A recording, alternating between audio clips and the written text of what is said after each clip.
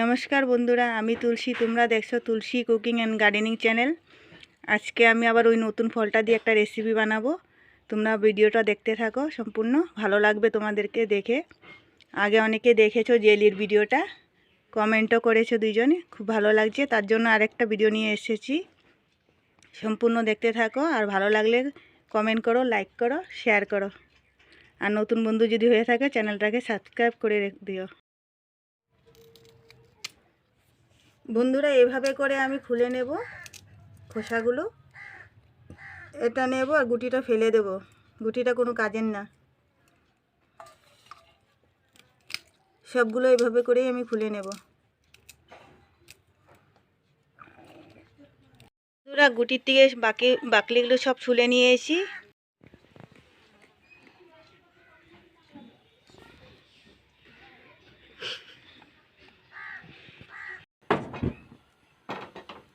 বন্ধুরা, গ্যাসটা জ্বালিয়ে আমি কড়াইটা বসিয়ে দিয়েছি।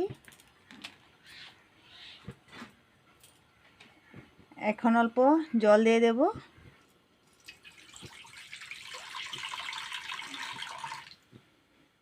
টক ফলটা সিদ্ধ হওয়ার জন্য।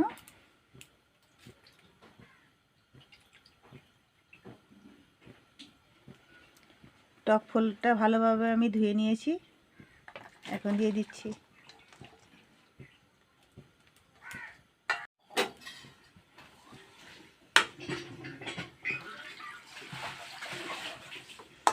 অল্প কম হয়েছিল জলটা, তার জন্য অল্প জল দিয়ে দিয়েছি। এবার ভালোভাবে আমি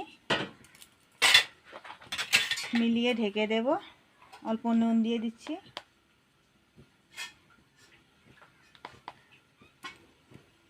নুন অল্প দিয়ে সিদ্ধ করে নেব।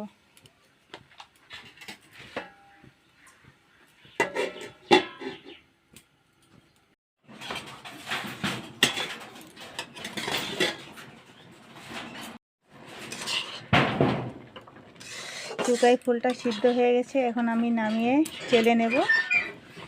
দেখতে খুব দারুণ হয়েছে বন্ধুরা, দেখতে কালারটা খুব সুন্দর হয়েছে। এখানে আর রং কালার দিতে হবে না, ফুড কালার। এখন আমি অল্প অল্প করে নিয়ে চেলে নেব। বন্ধুরা, ভালোভাবে আমি চেলে টক ফলটাকে দিয়ে দিচ্ছি এখন আবার কড়াইতে।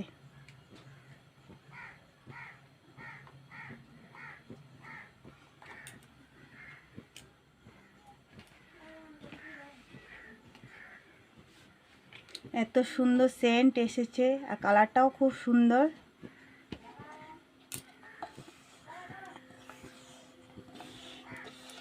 এভাবে একবার বানিয়ে খেয়ে দেখবে, বাচ্চাদেরকেও খাওয়াবে।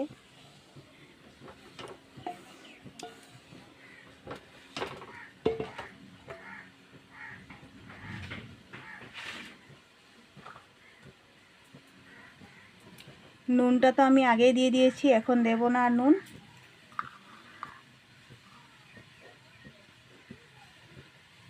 অল্প শুকনো লঙ্কার গুঁড়া দিচ্ছি।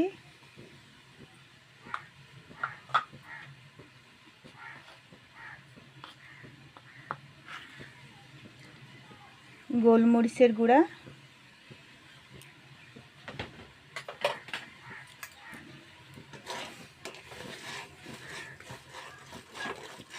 ভালোভাবে জাল দিতে হবে।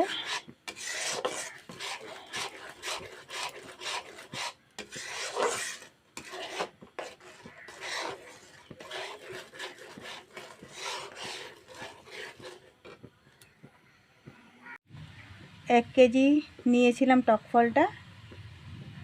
আর এখন আমি বানাচ্ছি কি জানো? এবার আমি বানাচ্ছি সস। আগে তো জেলি দিয়েছি বানিয়ে, তোমাদেরকে দেখিয়েছি কিভাবে বানিয়েছি। এখন আমি সস বানাবো। আর বাচ্চাদের তো সকালবেলা রুটির সাথে লাগে জেলি সস, তাই ভাবলাম এই ফলটা দিয়ে সসটা বানিয়ে দেখাই তোমাদেরকেও, তোমরা বানিয়ে খেতে পারবে। এই বাটির এক বাটি আমি চিনি দিয়ে দিচ্ছি।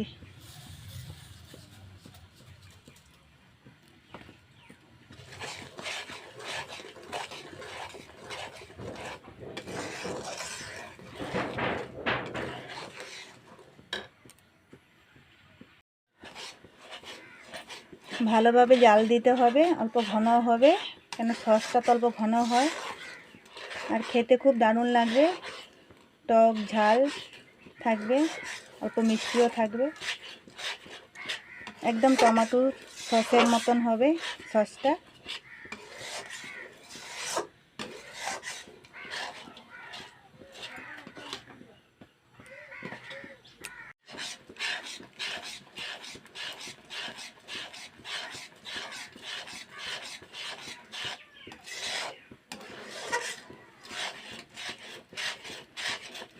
এভাবে লাড়াতে হবে খুন্তি দিয়ে, আর ভালোভাবে জাল দিতে হবে, একদম ঘন করতে হবে।